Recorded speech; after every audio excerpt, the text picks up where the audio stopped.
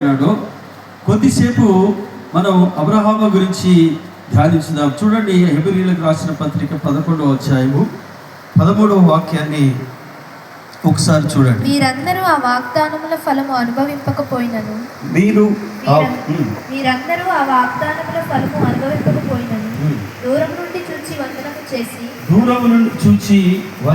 చేసి తాము భూమి మీద పరదేశులమును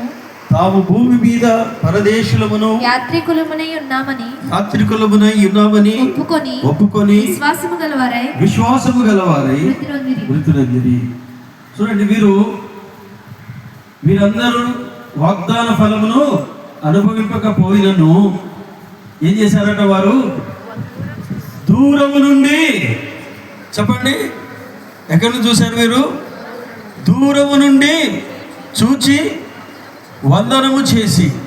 ఏం చూశారు వీళ్ళు దూరం నుండి? దేవుడు దేనికి శిల్పియు నిర్మాణకుడై ఉన్నాడో పునాదులు కలిగిన ఆ పట్టణము కొరకు అబ్రహాము ఎదిరి చూచుచుండెను. అక్కడే ఉంటుంది, కింద పైన చూడము ఒకసారి. అదే